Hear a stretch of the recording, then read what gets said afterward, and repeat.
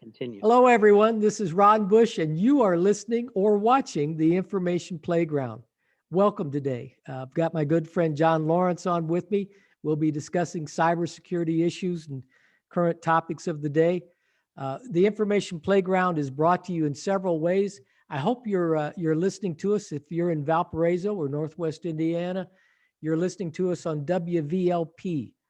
It's 103.1 FM, or stream us at wvlp.org. I hope that you do that because it gives you an opportunity to get on the website and see all they're doing in the community. They can sure use your help now, just as all of us are in this together with the pandemic. Check out the website, see how you can become involved.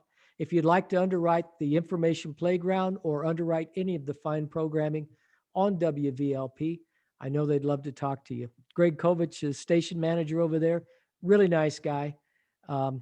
Info at wvlp.org. Stream us from wvlp.org on Mondays, Monday mornings from 8 to 9 a.m. or Friday afternoons from 1 to 2 p.m. You can also catch us on demand on any of the podcast platforms that I'm familiar with, Spotify, Apple Podcast, Google Podcast, and all the rest of them. And certainly check us out on YouTube. All of that is under The Information Playground. And it's 3 words. Apparently that's a popular name and it's hard to find sometimes. So check us out, The Information Playground. That said, I'm Ron Bush. I own Ron Bush Consulting, and we are a cybersecurity consultancy. If you're interested, check out my book on Amazon called Staying Safe in a Very Dangerous World. Think before you click. And you can reach me at ron@ronbushconsulting.com. Check out my website too, ron@ronbushconsulting.com.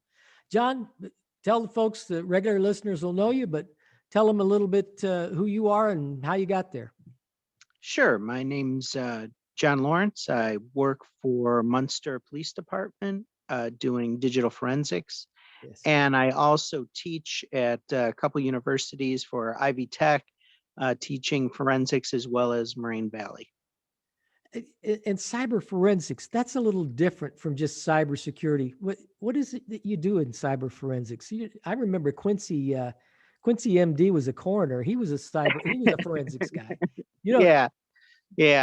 So basically, we're teaching how to do forensics, not just on computers or anything like that, but say like through Outlook mail service, through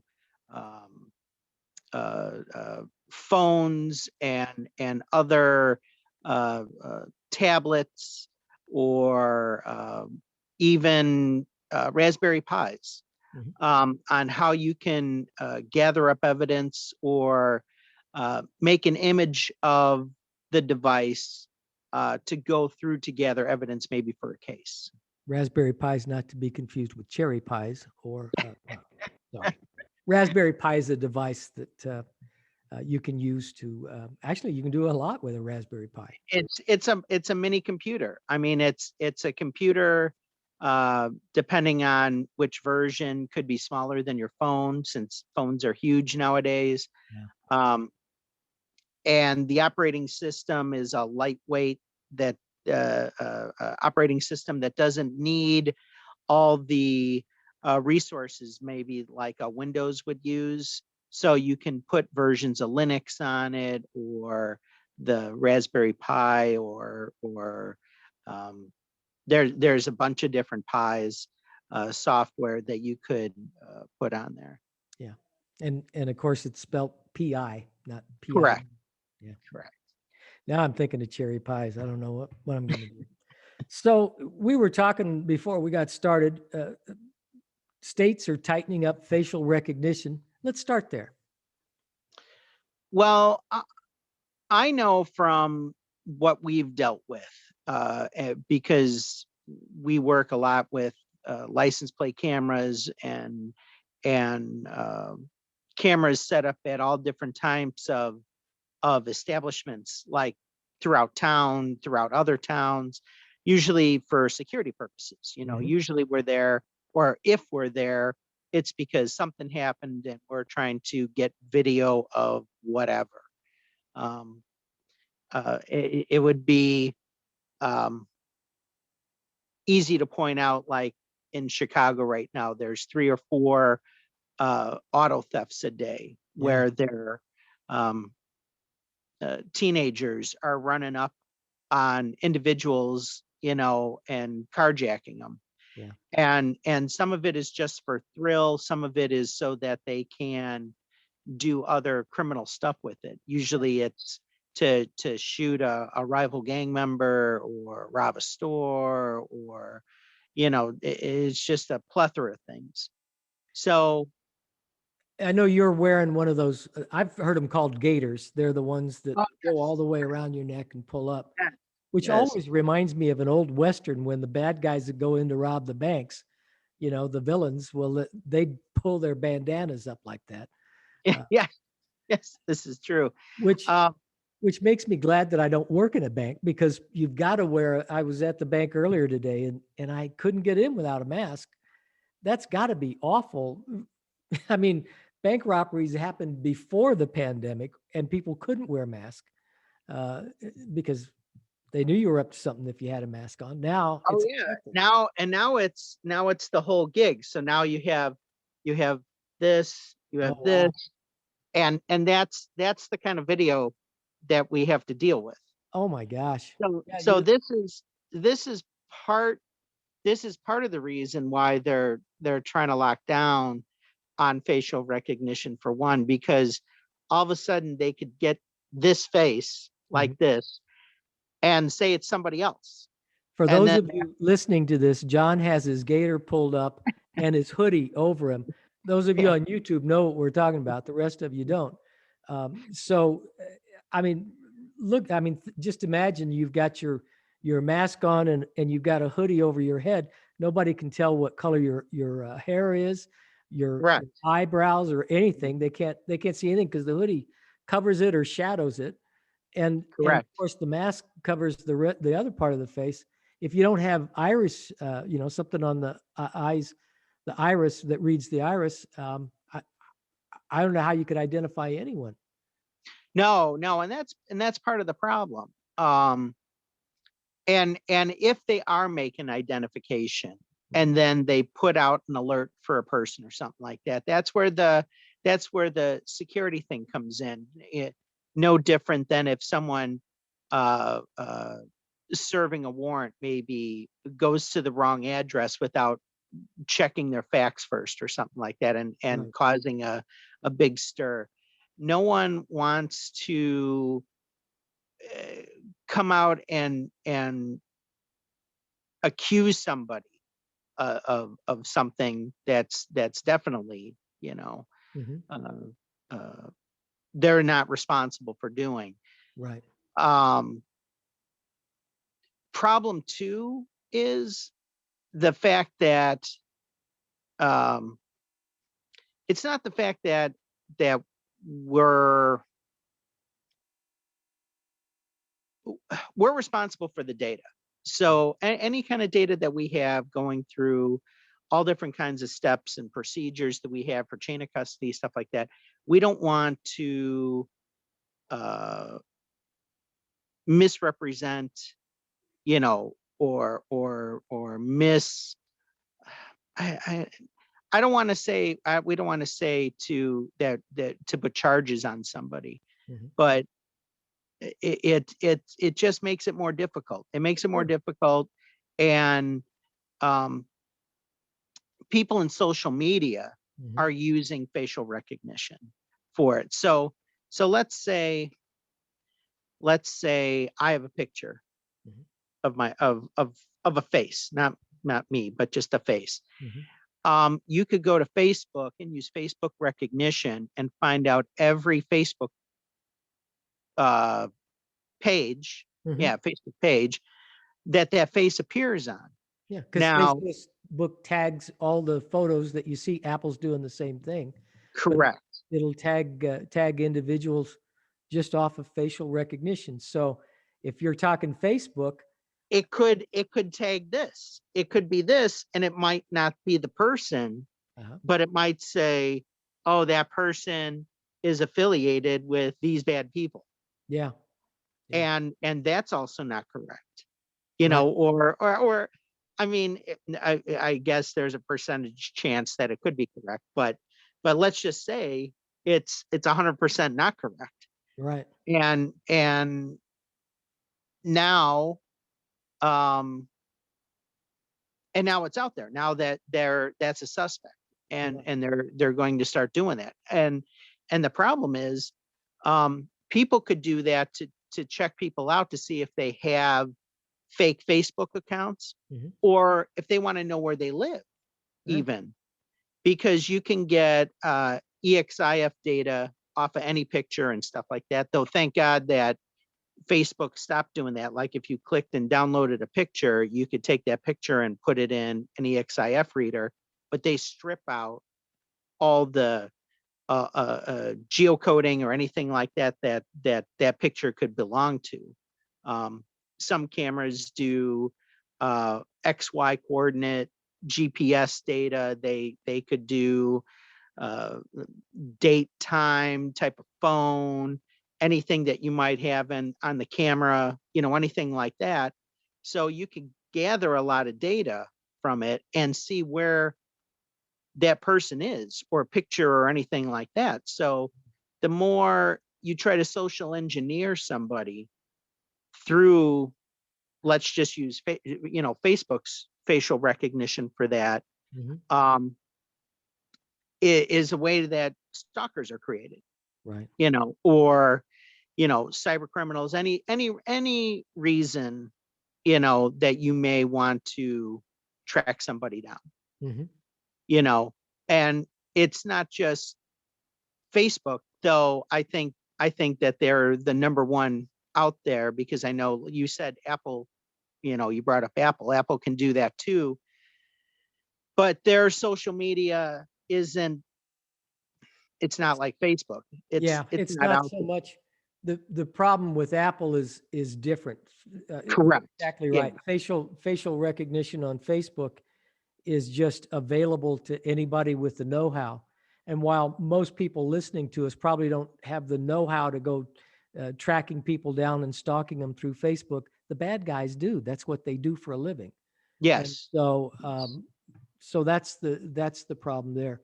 And Apple, it's convenient to have your photo albums, your pictures on your phone or what have you, and it goes through. Oh, this is your son, and this is your daughter, and this is your uncle, and all the rest of that stuff. Nice to have that all. It can put it into albums. It's very convenient, but oh, sure, it's also convenient if somebody hacks into your phone. Now they have all that information. Maybe you lose your phone or they steal your phone. Well, you don't need to hack the phone. If the iCloud account. Correct. Yeah. And we always see that in Hollywood, some actress has her pictures leaked or threatened to be leaked if a ransom's not paid, and stuff like that. So it's a lot easier to hack the iCloud. That's because her password is Paris Hilton 123. Well, something yes, like that. That's usually how it happens. yes. The weak password, or they tell someone their weak password, and it just gets out. Somebody tweets. Hey, did you know Paris's password is for her iCloud account is this? And it makes the rounds, and somebody hacks in. Yeah. Yeah, no, that's very much so. I mean, we had a phishing case that came into the PD with a large, monetary loss of it, and there's not a whole lot we could do. It's across state lines. We have IP addresses that go forever if it's not a spoofed IP address or anything like that. Because Facebook's not willing to really work to go after criminals like that. They want to keep it's funny because, of their facial recognition, they want to keep privacy of their users, and no different than Apple. I always bring up the case in class, on how, different softwares came about. And it was, I don't want to say 10 years ago, but it seems that long. In California, there was a couple, um, a couple that did a mass shooting at the husband's place of employment. And the wife, was thought of being part of it, but she was at home and pled, innocent. Mm-hmm. But his phone was looked like it was set to erase itself if they failed 10 times to log in. Right. Well, the CEO from Apple worked with someone from the FBI to create Gray Key. Yeah. And Gray Key is able to get through, the programming of Apple, the security and everything like that. So clearly Apple had the ability, but did not want to work with law enforcement. Well, And it seemed to me in that case, I think that was around 2012 or 2013, somewhere in there. yeah, it was a Muslim husband and wife. Yeah, it seemed like they were both the FBI and Apple were trying to get mileage off of that in the press, because Mhm. Apple came off as this Robin Hood of personal identifying information or identifiable information. A hero of the privacy of the individual. The FBI came off as the super cop that's trying to protect America. They both used it for their own means. I don't know where the truth is in all of that. Correct. I never Correct. will, but Yeah. but it seemed like they both tried to gain a lot of mileage from it. And I think they hit the ninth try, and that's when they came out and said, the evidence, if they try again without Apple's assistance, they could be ruining all kinds of, evidence and whatnot, or proof of whatever case that they were trying to make, toward the wife. And Apple wanted nothing to do with it, or refused, or said that they didn't have the capabilities, when in reality they did. Yeah. If I remember correctly, it turned out they hired a white hat hacker, a guy that walks the legal side of hacking, as opposed to a black hat hacker. They I thought that they got in with Celebrate eventually, it but sounds I don't know for sure. I don't remember. I just know that eventually they did get into the phone. It wasn't in the time frame that they were looking at, but it eventually got in. Yeah. I just remember they hired a hacker. You could be right. Celebrate sounds familiar, but I mean, you hear about them in other cases too. So I don't know if it was that case or not. So facial recognition, states are tightening that up. There, I have mixed feelings on facial recognition. Did you see Tom Cruise's Minority Report? That movie, Minority Oh, Report? sure. How they're trying to stop crime, Yeah. or pre-crime. I think that was the term, pre-crime. Maybe. Yeah. I think it was. So I remember. I'll set this up for viewers and listeners. Cruise runs into this mall. He's on the run from the government towards the second half of the movie, I guess. And so he runs into this mall, and it's typical mall. They've got TV screens up, running ads, commercials.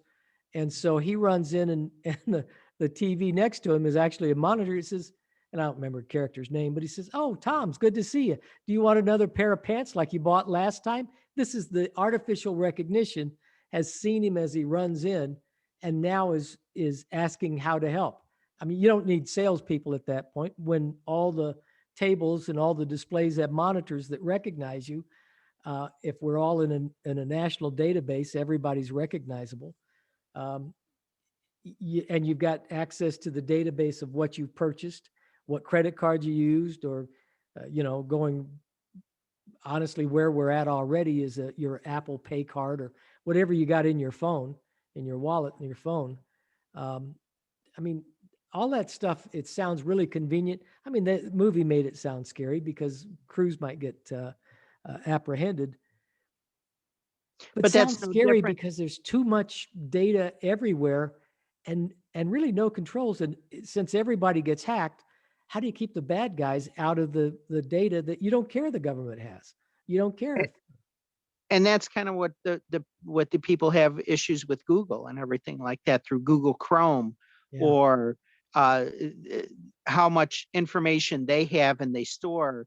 It remembers every site you go to, and then you go to a site where a Google ad could be, and they're populating with you know record hardware, or records, or preamps that I was looking at, to purchase for my record player. Mm. And I'm like, well, I purchased that already. I don't need to keep seeing the ads for it, and you click on them or whatever, Well, or you don't. now that Siri's heard that, she'll quit reminding you. Yeah, yeah, and that's all part of that with Siri and all the different smart apps and everything like that between uh I think I my just heard my Siri chuckle, so let's not talk about it. between, Amazon Prime, or whatever, or Android, or Apple. Everybody's listening in. I mean, we could go back and talk about the murder case that was solved because it got it on recording or something like that through one of the many platforms. Um, Well, and I've mentioned before, I have a smart fridge. I want to get all the Samsung products like that. I think they got a smart toaster or a smart oven, or you mhm. know, I got the smart thermostat. I It's I would tease you about all of that, but I'm afraid they'll gang up on me. The Samsungs and the Apples and the rest of it. I'm scared of them, so I won't, but I could. but it it causes a lot of maybe anxiety for some people. Does it leave a gaping hole that someone could get onto my network that way? Does it have, you know, is there uh, a I don't know. I don't want to say freedom of speech, because I think that's going a little too crazy. But it's opening myself up to the internet. You You definitely know, increased your attack surface. Every yeah, connection to the internet increases yeah. your attack surface. And so if I need an entryway into your home router, I know how to do it. Hmm. And so does everybody else listening to this, John. That's okay. That's all right. I've brought a few students over to see if they were able to gain access that way, to for them to try a little something. And I keep telling them, I'm not trying to turn them into criminals. Uh, I just want to see, if they figure out how to protect themselves, that if they had one of these devices, yeah. would they Well, know how? that's the best way. And since you've got students that you're training, I think you've got pretty good security. So I hope so. We'll yeah, see. well, I'm trusting you do. Yeah, This goes, there's this a goes, I was just reading a top 10's do's and don'ts for cybersecurity people, and mm, one of them was not to just assume that your security is good, and discount the fact that somebody's already been there and done that. yeah. I always go back to if the NSA can get hacked, anybody can get hacked. So Well, it's I I think anybody could get hacked depending on the will of the attacker. How much resource are they going to do? How much recon? And if they refuse to give up, eventually they'll probably come up with your password, or they can or brute force it. yeah, yeah. Yeah, brute force it in a password cracking software.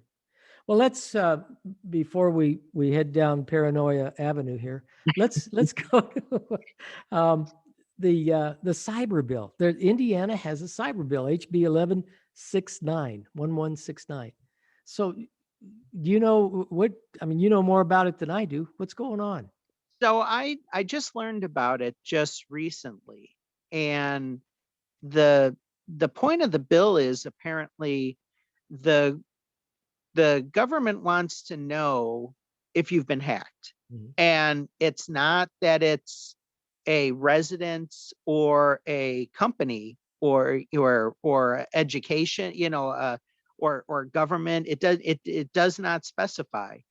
And they want to know who's your cyber contact, Yeah. you know, because they may want to reach out to you in the future. Mm. Now, it's not saying that they want access to your network or anything like that, but I would assume if they're trying to track people down, that very well may be the case, Yeah. which means that, you know, um, let's say you're a municipality or a small town even, you know, now it's going to be made public, and are the people in town now going to be wary that their information is compromised, or their payment information, anything that the town may had on them, no different than a hospital, being breached, you Right. know, is the hospital going to come out and are they going to be HIPAA responsible for everything that occurred? Yeah.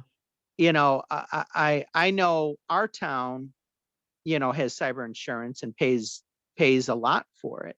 Mhm. But I'm guessing there's a lot of companies out there that does not have cyber insurance yet. One, because they don't know what to buy, and two, because it's not mandatory. This could be the beginning point of having mandatory insurance, no different than I remember growing up, auto insurance wasn't mandatory.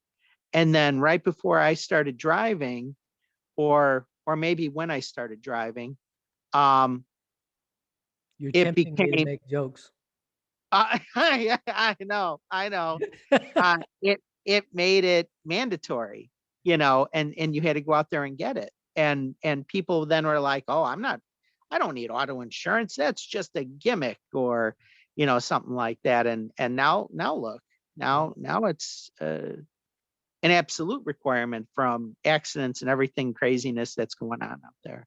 I'm not really good with that kind of temptation. If you're going to be a straight guy, you're going to have to take the teasing that I dish out. So Oh, just I as, know. just as you I started to drive, they required car insurance. So that said, I'm going to take a quick break, and we'll come back. Um, I'm Ron Bush. Uh, you can reach me, Ron, at ronbushconsulting.com. We are a cybersecurity company, and of course, we help businesses and organizations of all type protect themselves against cybercrime. You're listening to the Information Playground one of three ways, either on WVLP, that's 103.1 FM, or WVLP.org, or you're listening to us on demand on one of the podcast channels or platforms rather, or YouTube. You're watching us under the Information Playground. My good friend, and you can reach me, Ron, at ronbushconsulting.com. My good friend, John Lohrentz, how do people reach you if they have questions? You could email me at my Munster email account, which is JLOHRENT as in Tom, Z as in zebra, at munster.org. Excellent. Excellent. So I want to pick it up where we left off. Cyber insurance, first off, you're exactly right. That's where we've been heading. Um, every business should have cyber insurance. A lot of people say it's on my policy, but the trouble is that's just on the policy. You need a separate cyber insurance policy in most cases. And I don't sell cyber insurance. I don't have anything to do with it other than knowing that you need to have it. Because we're at that place, much like auto insurance is an excellent example. If you're taken down, the chances of you being attacked are very good. They've gotten incredibly better since the pandemic started, but it's incredibly a good chance that you've already been hacked and you've already had hackers in there. Mueller said it right 10, 12 years ago when he was FBI director. There's only two types of businesses in America: those that have been hacked and those that will be hacked. I'll be amazed if you're a business of any size, a mid to medium size to enterprise size business, if you haven't been hacked more than once, and maybe by several different hackers. Ransomware is rampant, and the number of attacks do nothing but continue to explode. So all that said, cyber insurance is going to protect you and protect your clients or patients or customers, whatever. You need to be familiar with it. You need to trust your agent, and you need to have them explain to you what's required and understand it. Because let's take the WannaCry virus, the NotPetya virus. Both of those have been talked about being declared as an act of war. The NotPetya virus, in particular, on the Ukraine. Well, if you were a part of that, does your insurance company, even though the war wasn't against us, does it cover you? May or may not.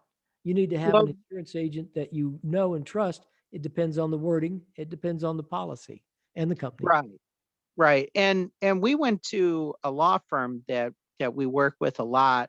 Um, uh, I don't want to throw their name out there and throw them under the bus, but they made an explanation of something to me, and it all goes. It's again just kind of like auto policy. So let's say you have an auto policy, and you go for a drive, and you leave whatever home state you are in and have an accident in an outside state. Now, your auto policy may not cover that accident in that state. Yeah. You have to actually make sure your policy covers that it's either nearby states or you're traveling and it happens in another state. That's kind of way that cyber insurance works. So let's say it was a phishing attack, and you explain it to them that you opened up your email, you clicked on something, and that's how they attacked you.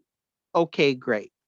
If all of a sudden it said you went to a website and clicked on something and they attacked you, it wasn't a phishing attack, so that insurance may not cover you. Yeah. So you kind of have to have almost several different types of insurance depending on the type of attack, if you want Honestly, to be fully covered.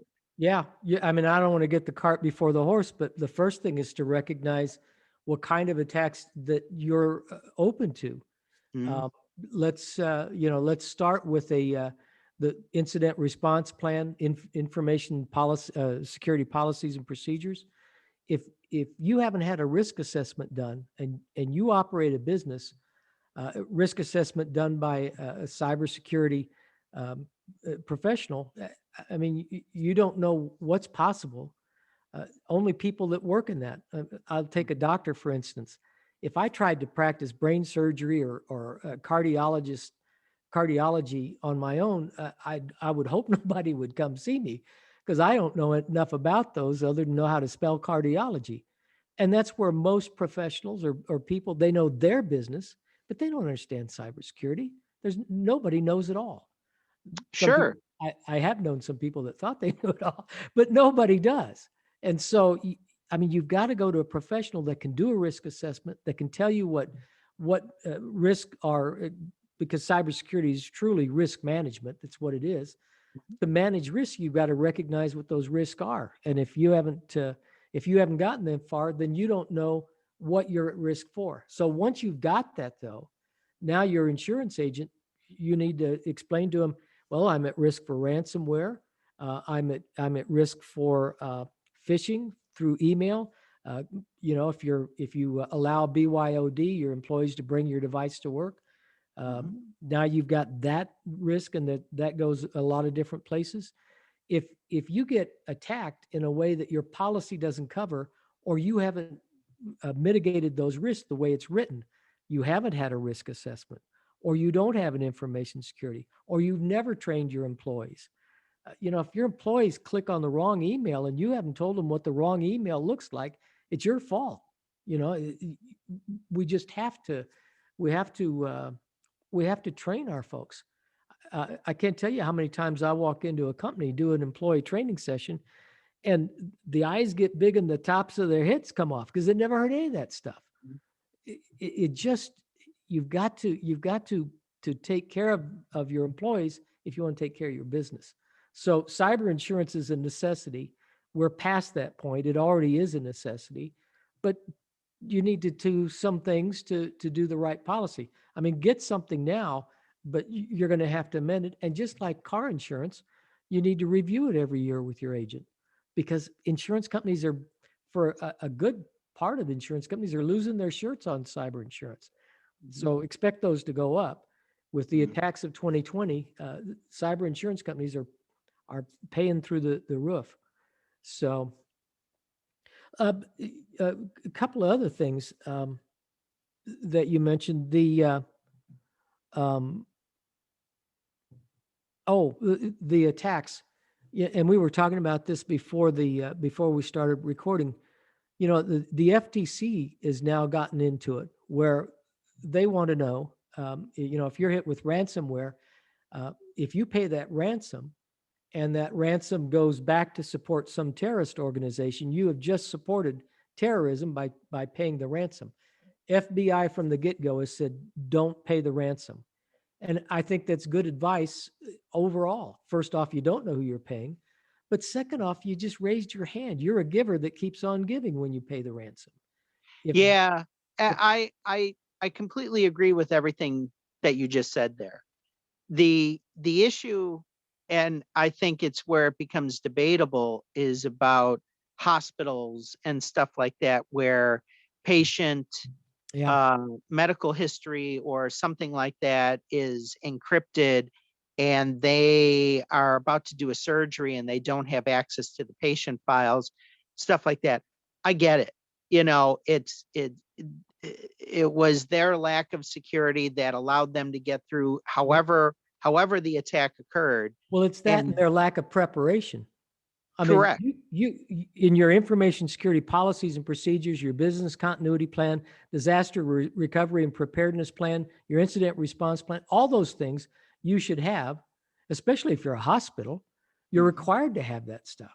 And with that, you should have good backups. And you've got to do more than just a typical backup.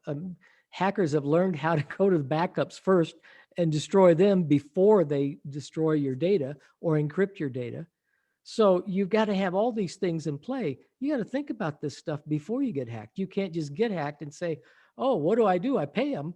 One out of every 5 hackers don't honor the payment anyway. Correct. And starting last year, whether you paid them or not, they started posting it on the internet. So you got no benefit at all once you've been hacked, once you've gotten the ransomware. So you got to do some stuff, Mr. Businessman or Mrs. Businesswoman. You've got to do some preparation before that. I mean, I've got sympathy for anybody that gets hacked, but you can't just pay your way out of it. You've got to do the work beforehand. And then along, it's kind of tying back in with the cyber bill. On September 1st of 2021, you have to submit to the government on who is going to be your liaison between whatever organization and the government.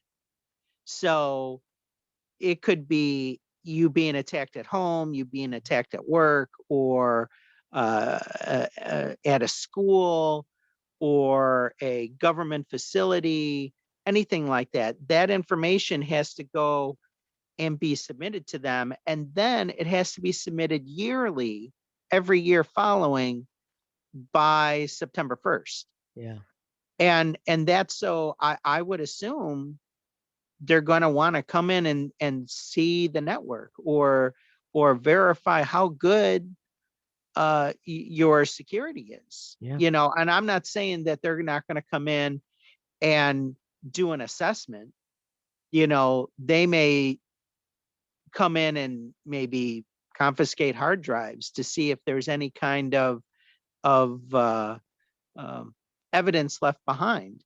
Now, I helped with a company that had a couple Windows servers.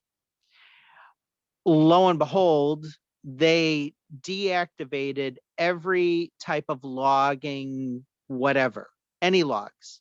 All logs were turned off. Right. And their reasoning for it was gave too many alerts. Yeah. So I'm just going to leave that there. We didn't even know what to say when that occurred. and I'm like, hey, it's not my network. It's not my place. We weren't hacked, but I don't know. And that's how people, honestly, I get it. I understand how it happens. You're in the heat of the day. You got business to do.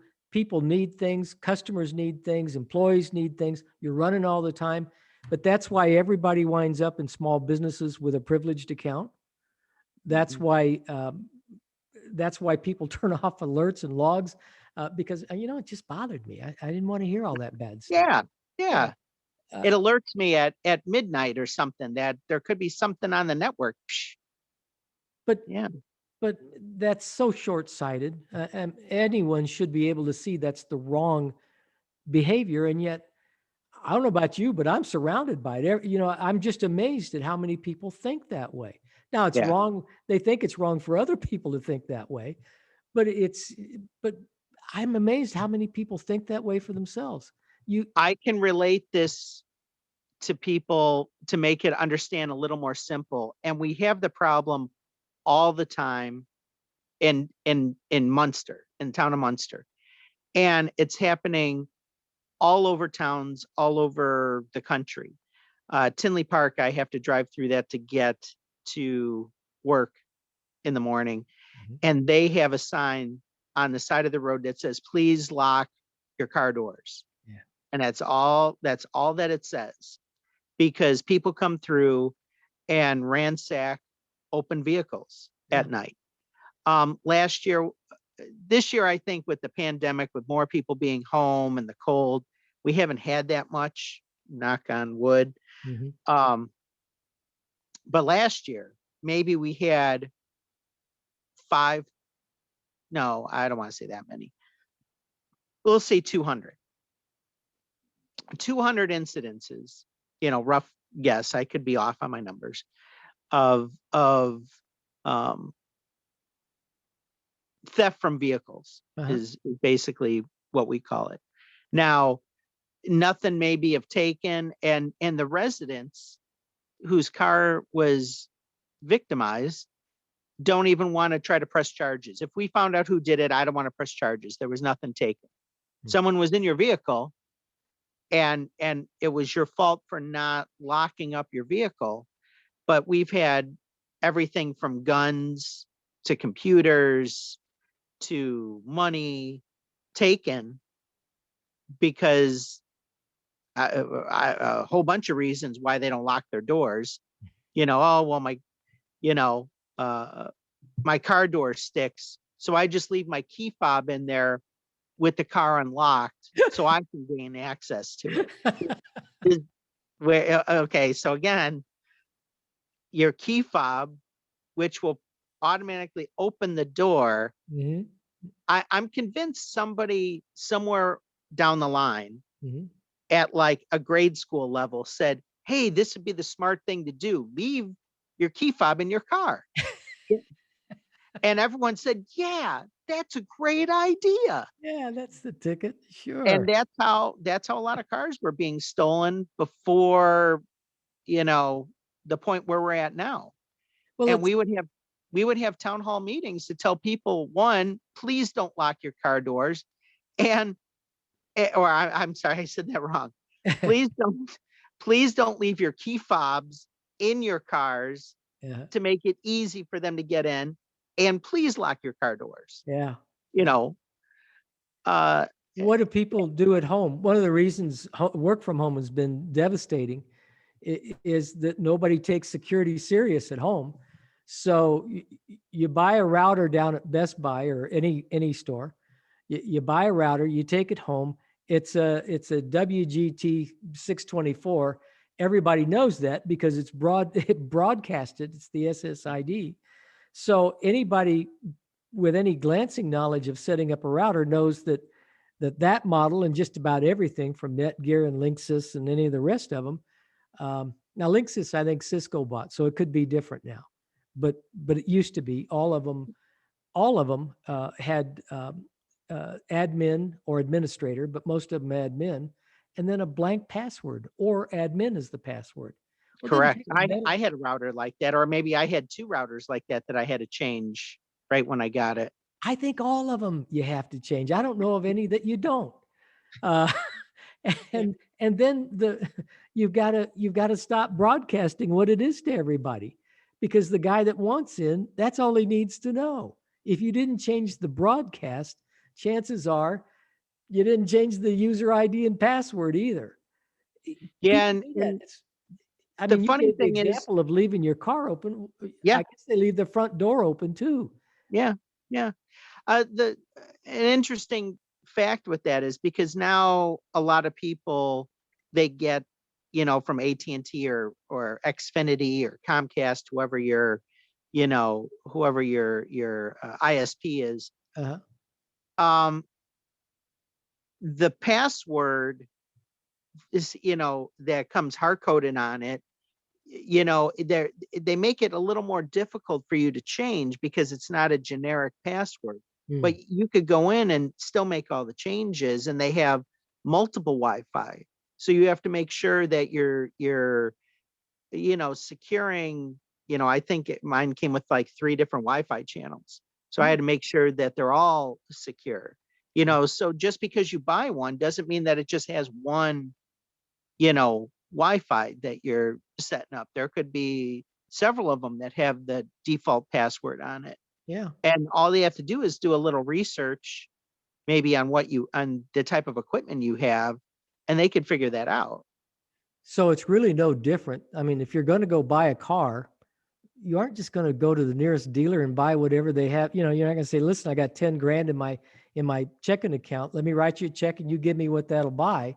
No, you're going to do some research and you're going to find out, if it has all the stuff you want.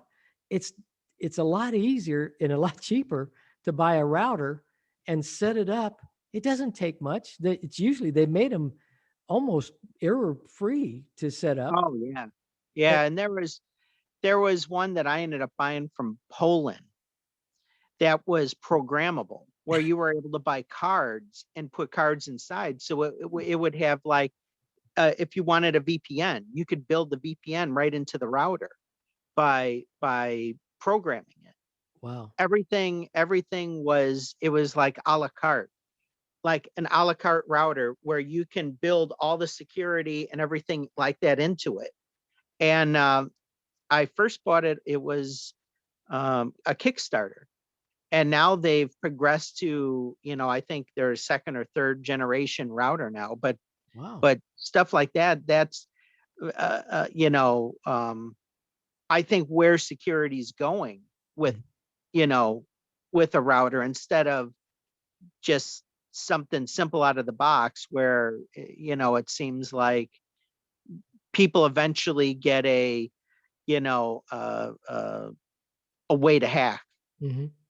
Well, some of the newer ones, I just bought a router not too long ago, and I know it came with the ability it came with a VPN. I got to pay for it, but VPNs are cheap. I don't understand why anybody wouldn't pay for that. And it came with, in this case, Bitdefender, I think. It came with some kind of AV. So, I mean, the protection starting at your router, that doesn't mean you don't do anything else, but at least you've got protection right at the front end. I thought that was excellent. I've never heard of your Poland, your router from Poland. Oh yeah, I could get the information and send it to you. I don't want to give the wrong contact info or anything like that. And now all of a sudden people are like, oh, it's not the website. Yeah, no. We'll do that offline. Yeah, great. But I was afraid you were going to tell me your Samsung refrigerator told you where to buy it. No, not yet. Not yet. but it may be willing to show how much beer I have in the fridge, so you can take camera pictures from inside and, you know. That may be out on the web already. Who knows? Oh, absolutely. I'm sure it is. Yeah, I'm sure it has probably has its own Facebook account and everything. Oh, sure. I'm sure. Oh, I've got a couple of things. Before we go there, I was just going to mention, and we're almost out of time. I always enjoy our conversations too much because I lose track of time.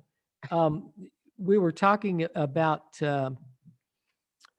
something with the HB 1169. I think we're going to see a lot of legislation out of this SolarWinds hack come out of that because it affected the federal government so much.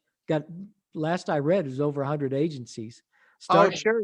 The Department it just shows how vulnerable we really are. Again, I referenced the do's and don'ts of cybersecurity, and one is not to be complacent. Just because you haven't been hacked yet, don't go bragging that your security is, above reproach or whatever. That really bothered me when Tim Cook did that with Apple. You remember he stopped a few years ago. I'm going to say probably 2015. He took all the third-party stuff like Bitdefender and a few others. I remember I had Bitdefender on my phone. All of a sudden, it didn't do anything, and that's when I discovered he'd given this press conference where he basically said Apple iOS on the phones and the tablets was very secure, and they didn't need the third-party stuff. So you couldn't buy. All of a sudden, Bitdefender disappeared from the. I was doing an employee training thing, and somebody asked me who I used on my phone. I had an iPhone, and so I said, well, I use Bitdefender, and they went. I said, so you can get it off the Apple Store, and so of course they, in the middle of the training, guy says, hey, I tried to get that on break, it's not there. I said, what? That's how I found out. Talk about embarrassing. But I thought, just sure enough, Tim Cook, you tell the whole world with all the hackers that are out there that they can't get into your stuff. You just threw down the gauntlet. You just threw down the challenge. And now some of the really smart guys are going to go after you. And what was it? 2 years ago, they started offering that $1 million bounty. It was the most expensive bounty ever offered. If bug hunters could find a vulnerability in Apple's iOS. I think it was 2 years, might be 3 years ago now. I don't think they would have offered that if he hadn't made a challenge. And I know they've had some issues. Well, yeah, because some of those issues were that they snuck through apps going into the App Store where it would launch, a virus or whatever, illicit, program that would launch. I mean, no different than I believe something like that happened in the Android store recently. But yeah. I know that more of that occurred when people were jailbreaking their iPhones so that they could download applications from outside iTunes or the App Store, some non registered Apple way of getting applications, for your phone. Yeah. And that's how they were leaking in, to the point where, I think it was last year where there was some type of app, that downloaded, I don't know, 25,000 times or something like that. That was, grabbing information from phones or tablets or, iOS devices. Actually, Google just took one off of Google Chrome. It was a plugin, I think, that was doing just that. They had actually, I had an article set aside. We don't have time to get to the articles. It had, I forget the numbers, a really high number of apps of this app that had Well, sure, there's all Impatience. kinds of plugins that could go into Chrome, Yeah, that have been removed for that specific reason. yeah. Um, Yeah, but that just happened, and it was like several 100,000. oh, That I'm sure. Yeah. it had downloaded itself. It had something to do with tabs on the side of it, and it was installing its own virus. I just skimmed the article, so I don't have enough information to really go with that. But that's current. Android store has had a lot of trouble in years past. They've all tried to get a handle on it, and you're right. The thing that Apple, and I understand why people would jailbreak their phone. They want to do something and they want to do it, so they do it. But Hmm. if you're going to buy an iPhone, I mean, Android, you don't have to do that kind of stuff. If you're going to do an iPhone, that's the real value. Jobs was a control freak, and he said, anything you want to buy on your phone is going to go through iTunes, and we're gonna watch it. I mean, they get a piece of it? Sure, there's a financial benefit to them, but it isn't that. It's control. And when you overcome that control, you're at the mercy of the market. And sometimes some folks out in the market aren't very nice. Yeah, and I always kind of reference Apple's way of thinking that way to Tandy. And again, I might be showing my age, where I grew up with Tandy and Radio Shack, Mhm. and anything that you wanted for it, you had to go through them, Yeah. for it. And that's the way that Apple decided to make itself, that if it's an Apple product, it's coming from them. They're the ones, running the show, everything like that. There's no third party doing stuff unless it's approved by them, Mhm. you know. And I think that's kind of why I always went more with Android, or the philosophy maybe of Android, compared to the philosophy of Apple. Yeah. Well, it's open source. Most IT guys I know prefer the Android. I I guess we have to leave it there because we're just about out of time. I get, you know what? It happens every week. We'll have to save everything for next time. That's right. Well, listen, as always, it's great to have you on the program. One more time, if folks have questions, want to get in touch with you, what's the best way? Yeah, please email me at jlohrentz@munster.org. Excellent. And I'm Ron Bush with Ron Bush Consulting. We're a cybersecurity company. If you have a business and you're interested in protecting it from cybercrime, send us an email, ron@ronbushconsulting.com. Check out my website. Um, you can also check out my book on Amazon, Staying Safe in a Very Dangerous World. Think before you click. Um, check out, if you're listening to this on WVLP, and I hope you are, especially if you're in Valparaiso, but you can of course stream from anywhere in the world. You can catch us on Monday mornings. What are you doing? You can catch us on Monday mornings from 8 to 9 a.m. or Friday afternoons from 1 to 2. Or you can catch us on any of the podcast platforms under the Information Playground, or YouTube under the Information Playground. So thank you for being with us. I don't know, John. I don't know what's going on there. Thank you all for being with us. I hope you enjoyed the program. If you're checking us out on demand, subscribe to us. We come out with weekly radio programs, and I think you'll enjoy listening to us. I hope you do. Thank you, John, for being with us. Thank you for our, as usual, and take care to everybody out there. Stay safe in times of COVID and cybersecurity. Excellent. Thank you. Take care, everyone.